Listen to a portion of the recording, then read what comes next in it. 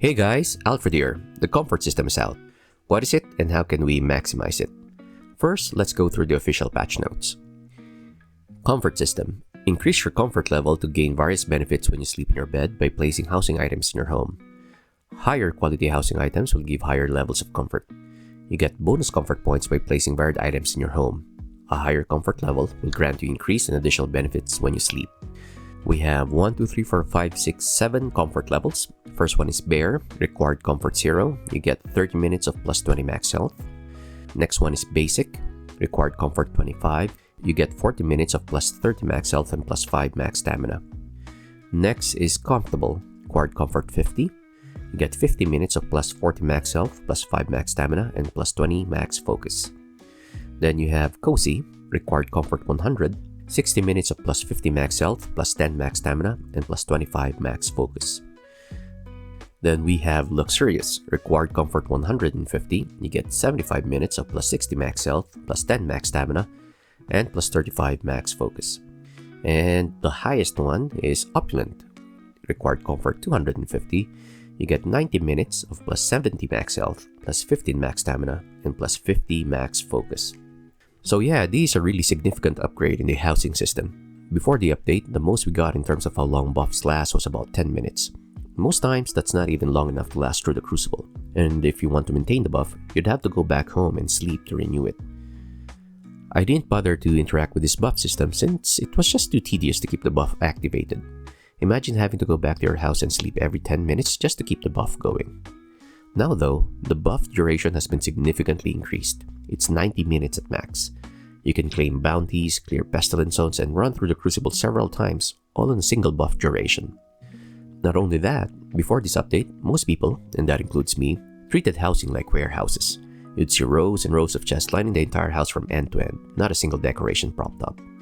This patch changes things as it transforms houses from merely being a place where you can stash your gear, ingredients, and raw materials, to a very useful system that has significant bearing on gameplay.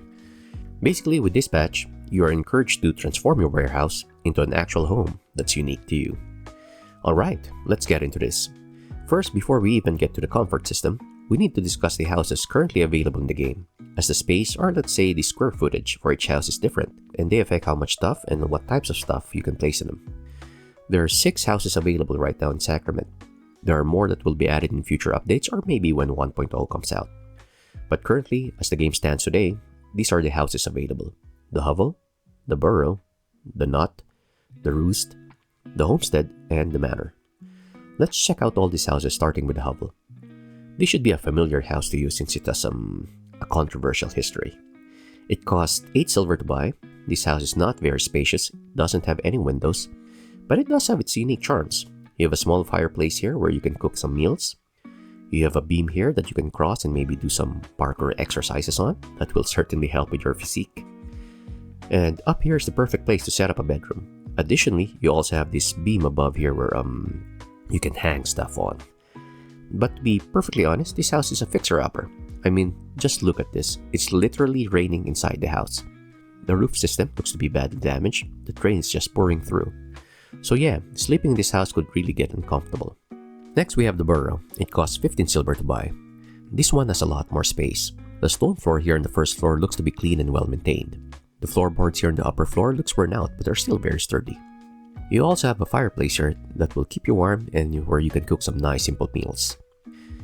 It's a decent house, but it only has one window and it's a skylight. It's the only natural source of light in this house. Come to think of it, it might not be a window at all, but just a hole up in the ceiling. I'm not too sure, but definitely at least you would have a natural source of light with quite a larger space compared to that of the Hovel. Next is the Knot. This one is right next to the cemetery. It costs 12 silver to buy. This one's like a log cabin. It has several windows, so you have a lot of natural light flowing through. It has 2 floors connected by a ladder. This one though, in terms of floor space, is the smallest one in the bunch. The Hovel has a little more space compared to this one. This house is not damaged though. You won't have rain leaking through the ceiling and you get a lot of natural light flowing through. This is a modest house, but just know that you might occasionally be disturbed by widows wailing outside in the cemetery, and you get a shady bystander sometimes right outside your door. Okay, next is the Roost. This one costs 18 silver to buy. This is currently my main house and also my favorite. I like its location. It's isolated, so you won't get salesmen or church ministers knocking on your door.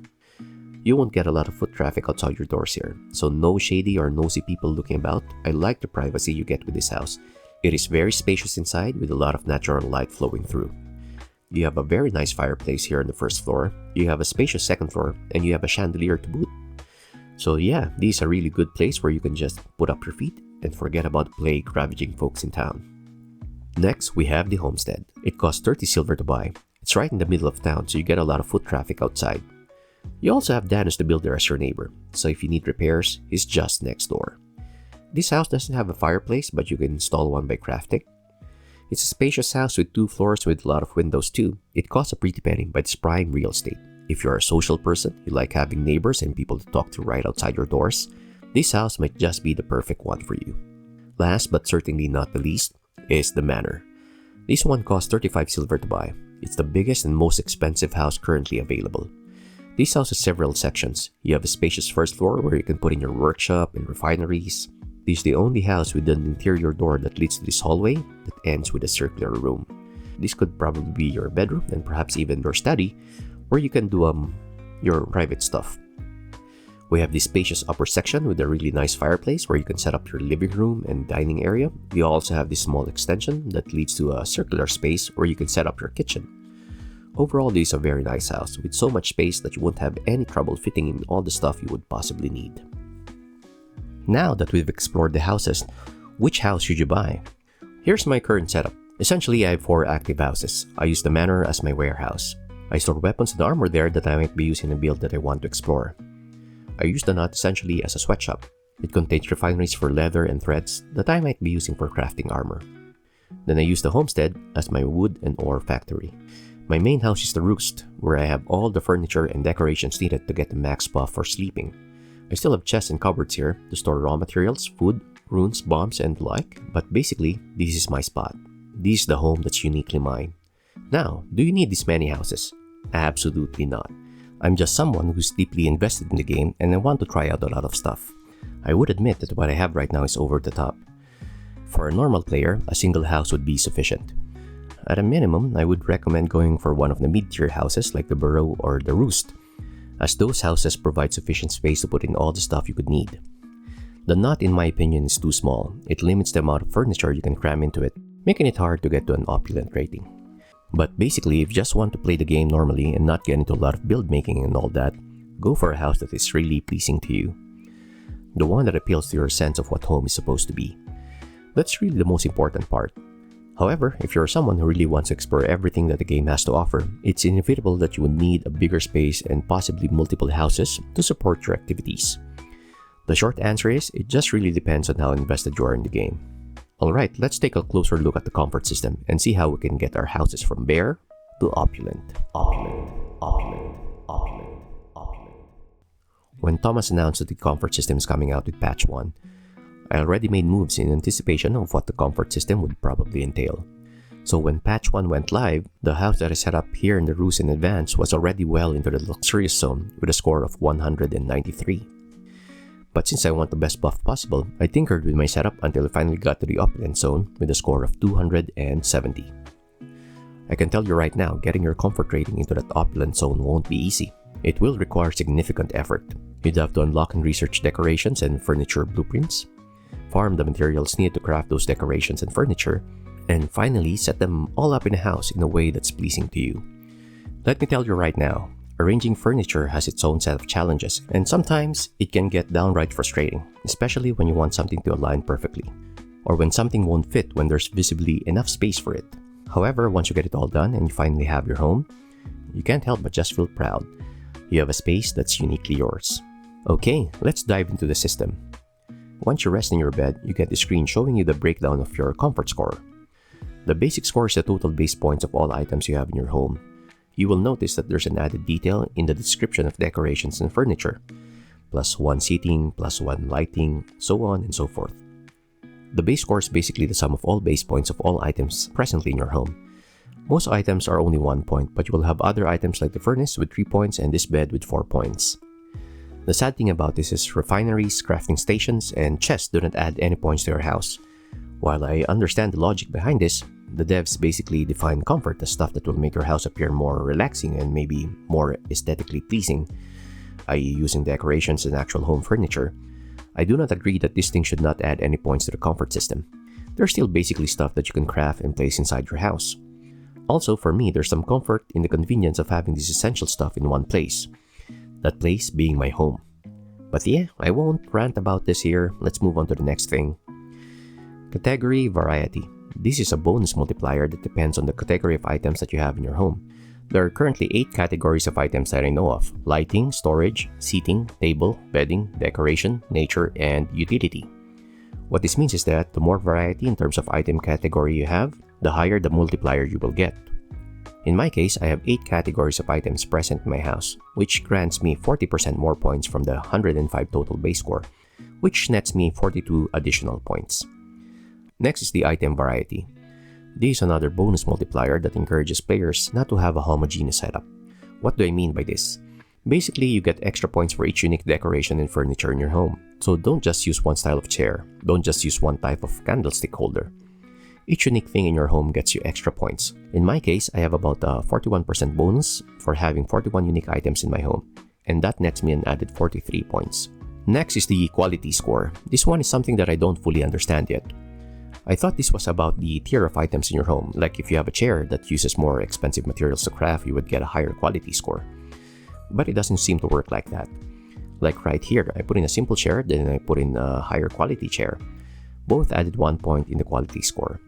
I thought that maybe since these two chairs basically individually add 1 point of seating to the score, they're considered to be of the same quality. So I used candlestick holders, a simple one with a base score of +1 lighting and a refined one with +2 lighting. They both also gave the same additional quality score. So yeah, this is something that I don't get at the moment. If you guys know more about this, please let me know in the comments below. Here are some stuff you should take note of when setting up decorations and furniture in your house. Decorations such as the flowers, the gray vase, and the stack of books can be placed on top of other furniture. You can place multiple copies of these things on top of your cupboard or on your tables. This is really where the money is. You gain a lot of points with these small items, and by stacking them on top of other furniture, you don't consume precious floor space that you could use for placing other stuff. Setting up big decorations like this could be troublesome. What I do is I turn off the snapping feature and rotate the furniture, and I move around. I move around until I find that sweet spot where that furniture can be placed. Sometimes the furniture is just tilted a little bit in the wrong way, and it overlaps with an unseen border and prevents it from being placed. Other times, the floor space is not really indicative of the size of the furniture it can accommodate. Like right here, it doesn't look like this thing would fit beside the stairs, but it does. Now here, the space looks like it should be able to fit the statue, but no matter how I rotate it and move around, it just doesn't turn green. Make sure your inventory is empty when you plan to move chests and cupboards with stuff in them. Move isn't even the right term here. Right now, we can't pick up furniture and immediately move them to another area. We have to remove the furniture and they will be in our inventory before we can place them somewhere else. This makes moving storage boxes really annoying. Just look at what happened here. Once I moved my cupboard filled with food ingredients, everything fell on the ground and I basically had to pick them up multiple times and restore them. I hope that developers give us that ability to simply move the items around without having to place them in our inventory first. That's it! How's your housing experience so far in the game? Is it something you like or is it something you don't plan to engage with? Were you able to get your comfort rating to opulent? Let me know through commenting below. Thank you so much for watching. If you like my content and if you haven't already, please subscribe. I'll catch you on the next one. Opulent.